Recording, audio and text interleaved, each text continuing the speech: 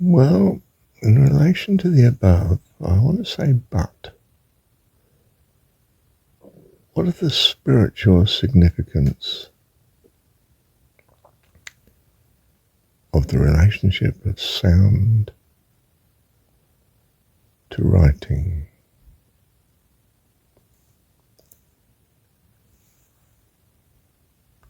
There's a consequence of sound. Sound is vibrations in the air, isn't it?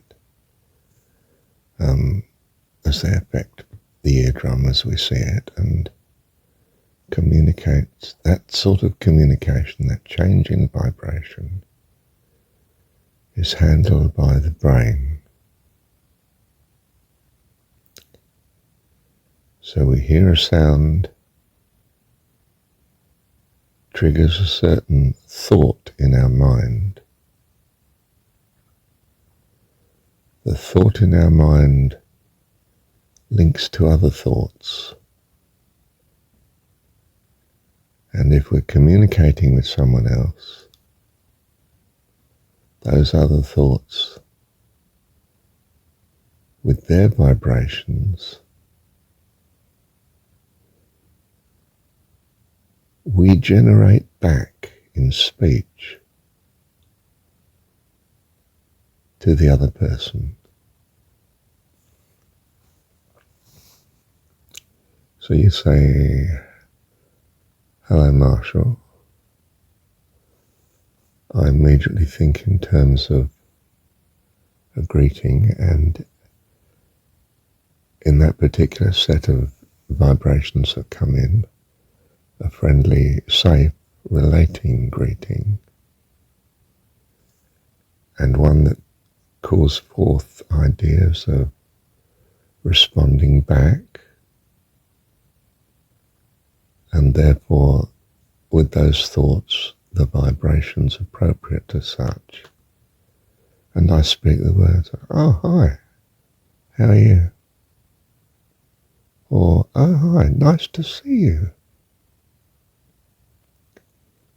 And so the conversation goes on between the sounds I make to the sounds you make, and the operation of the minds, mine and yours in each case. And this is communication, which is something like communion, isn't it? Although communion as a word has an emotive association of great value, whereas company could be good or bad, communication could be good or bad. Communion is the ideal, if you like, the word we use for the heavenly state. Perhaps a state that's not perfectly achieved, much or ever, or not often at least, in living, but we conceive of the possibility of its perfection and permanence, and perhaps a very valuable goal. Well, definitely. It's almost synonymous with,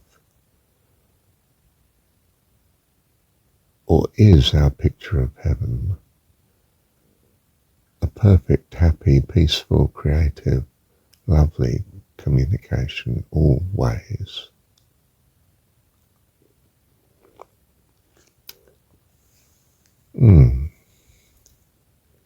So coming back to what we think is the mundane, I hear in terms of vibration, interpreted by the mind as its own associations from our past history with other thoughts, which have their associated vibration through habit of experience. We communicate that back by speech the other person hears it, and if they're of the same or more likely similar experience and background, interpret the sounds accordingly. You know, they hear, oh, hi, how are you? Which is a friendly response. So you've understood that you're in a fairly safe environment, and you go on to in a safe environment, what can I call forth? In other words, it triggers in you other thoughts with their associated vibrations. So that the thoughts, I wanted to say for a moment, the thoughts are reminiscent of certain vibrations. Each thought has its own wavelength.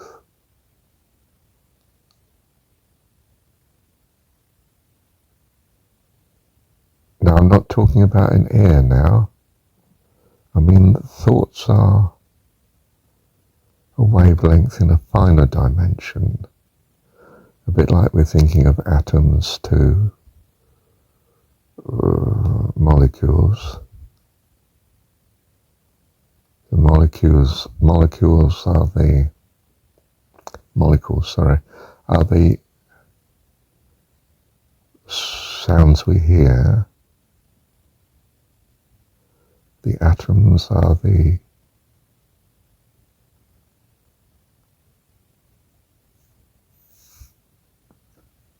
vibrations that the coarse sound is made up of.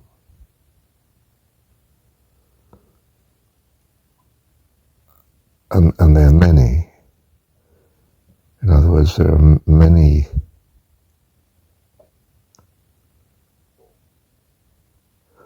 spiritual vibrations that make up a coarse amalgam of the vibration you hear. And your experience might be different to mine slightly. But for instance, in an extreme case, you might be of a different culture, and my response mean nothing at all, or mean a disrespectful response, or a disinterested response. You know, good morning, good morning. You know, nobody's got anywhere yet, have they? And that's what tends to happen with the habitual way of reacting. G'day mate, how are you? You don't expect even a response. In fact, you expect the same thing. How are you? Back. And you might not respond to that either. I was wondering about so-and-so, so-and-so. In other words, you launch into some purpose you had in meeting, or given you are meeting, what purpose you'd like to pursue and satisfy.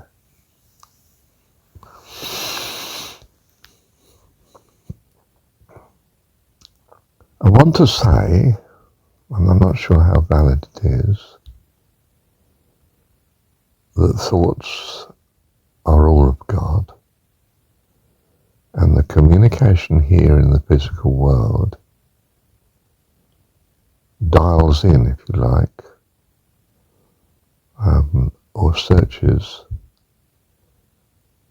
in the mind that we all have access to, searches for a response that's appropriate to your values. And in fact, the sound that comes in has a particular significance in terms of your values, and therefore you respond in the appropriate word accordingly from your values point of view. Now, I don't need to think of the the mind being common to do that. We could have individual computers, so to speak, not mainframe computer of God. But on the other hand, we might be all pulling from a common vast database, God's mind, but calling out responses relevant to our access code, and that is determined by our values. So my access code indicates Marshall, Hope, and he on the computer triggers a certain response with Google, say, the particular search engine that I use, supposingly, and things come to mind, therefore, that are appropriate to my past, and I relate accordingly for the next N hours while I'm trapped in this medium. Now you could say, you should take another search engine because it's going to ultimately lead you to, well, a better outcome, presumably, as from at least your point of view. But I might say from my point of view, no, this one's all right. But you may see this as a very inferior God. I may see it as very superior.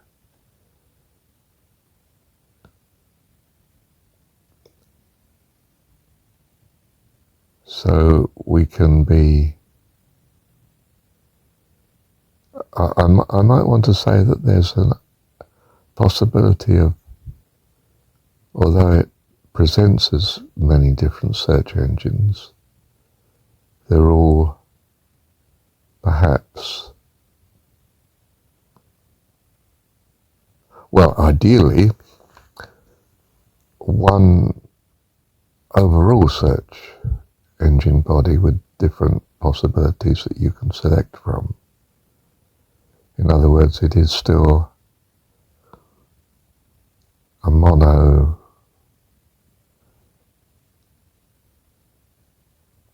selection structure basis. So the question is then, well, it may be one God, but have you conceived of the right one God? And we have to trust that there is such,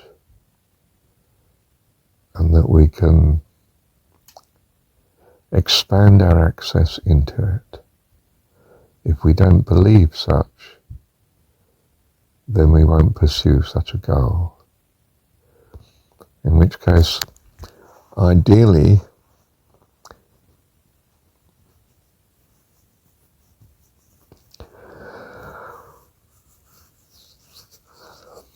if there is a single personhood of God, as we would now say,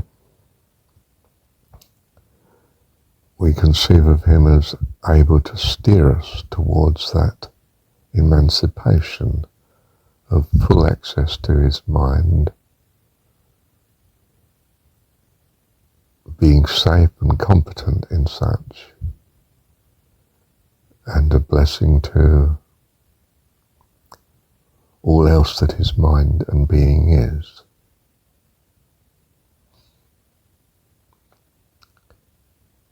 Although I tried to simplify things, and we think in simplifications, I'm reminding myself that it's still a model, it's symbolic, and a great simplification of perhaps the reality that we're trying to get at, because we're children and we can't conceive of the full reality. So we're dealing in stories.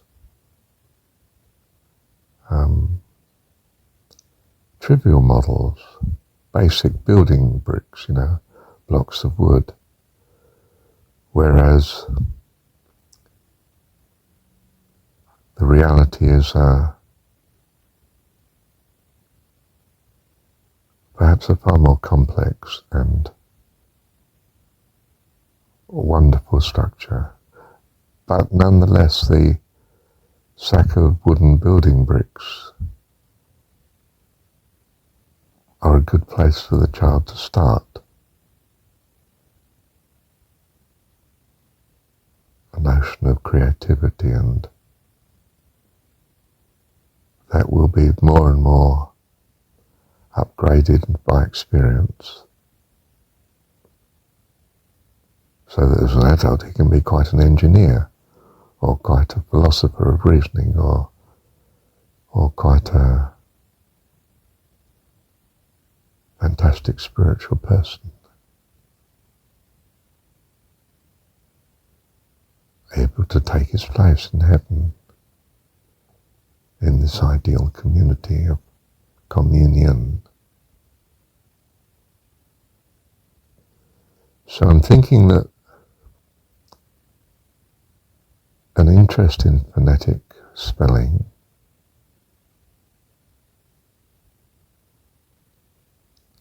may be saying something about the structure of thoughts and what we might more spiritually refer to as intuition, that all thoughts are intuition.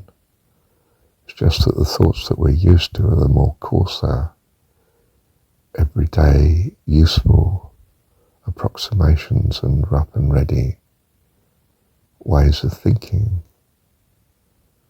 Whereas heavenly communion, spiritual, refined thoughts, are all of, if you like, beauty and complexity and subtleness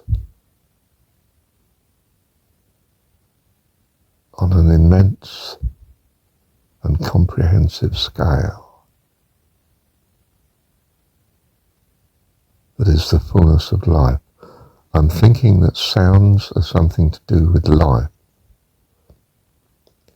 And words, I've given them thy word, and the world has hated them because they've come to know you. In other words, it's too beyond them, it's foreign to them. They're living in a more basic, hand-to-mouth material form, instead of the immense loveliness and goodness and blessing of the full nature of God's finer character.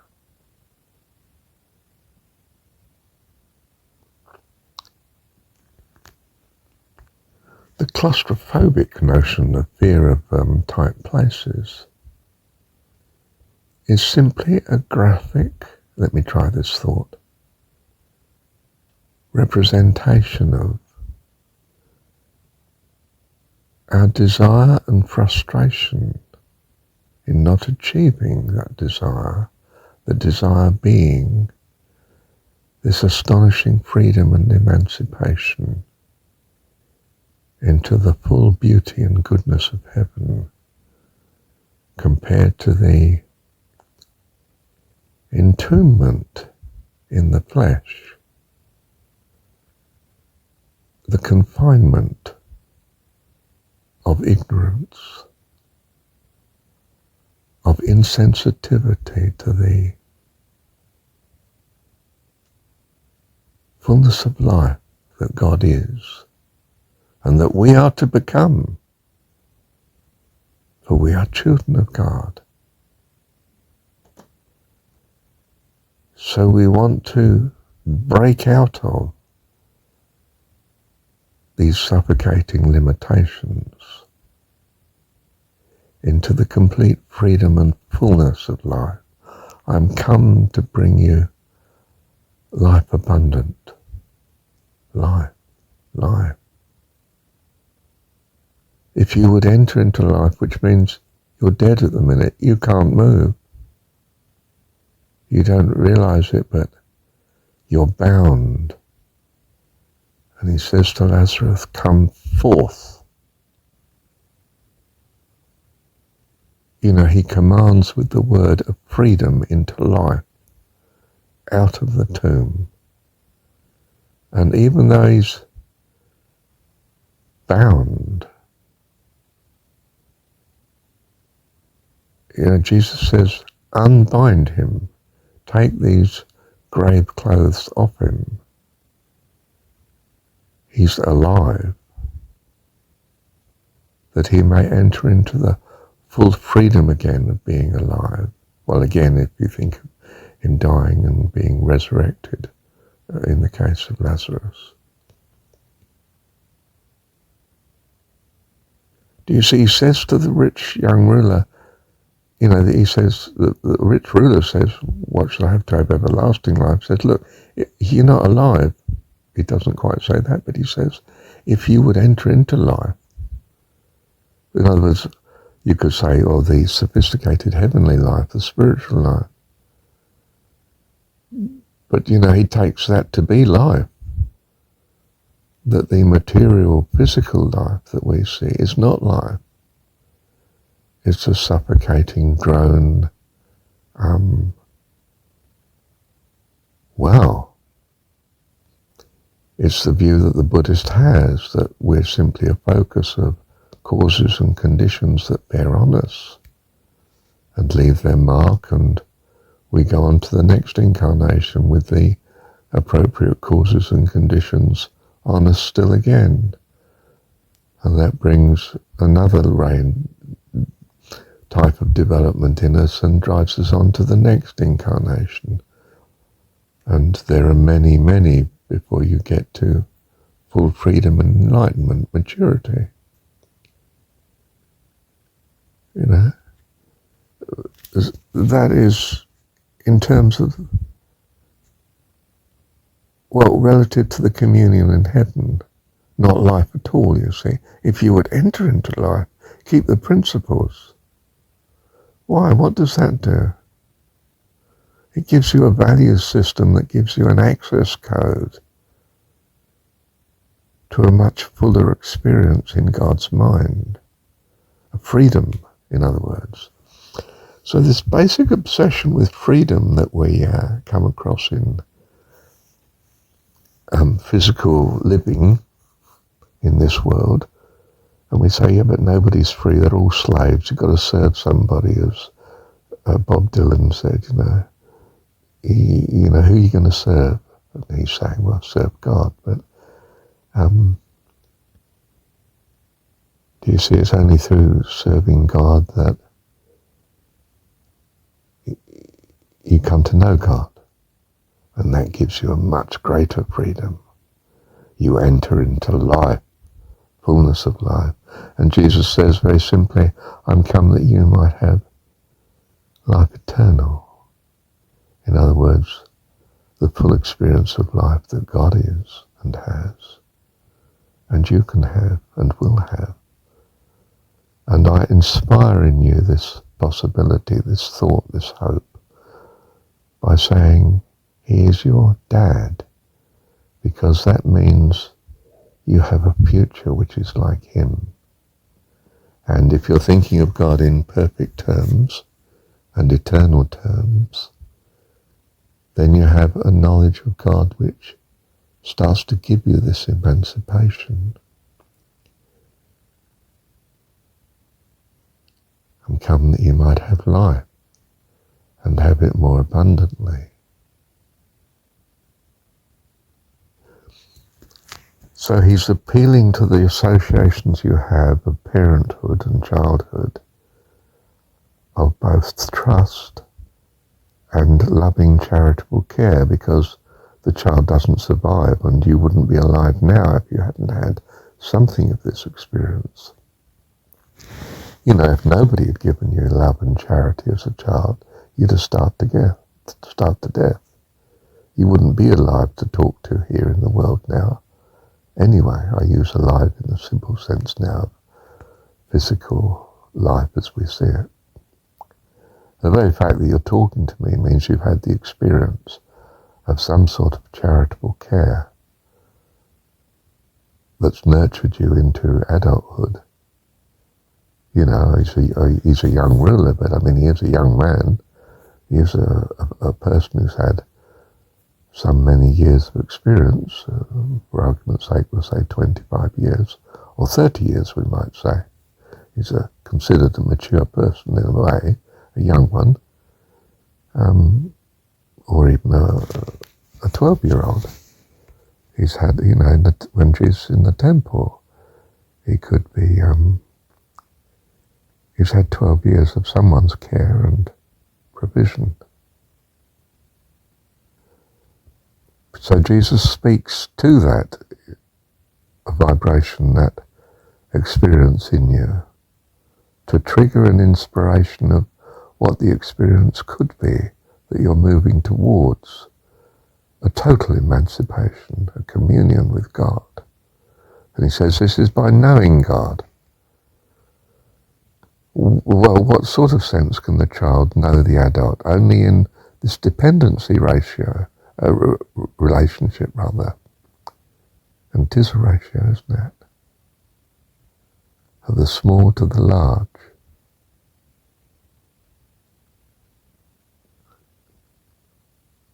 And so you start to receive this greater notion of where you're going. You're going to mature spiritually. I mean, this is an incredible emancipation compared to a misunderstanding of religion that simply sees God as an imposition of rules and regulations and commandments that you must obey, or there's terrible pain and suffering if you don't. You know, that you remain a serf forever, subject to this all-powerful monarch. This is the savage reality of the autocratic leader, isn't it? And to have that as your God, of course, is incredibly alienating and suffocating of life.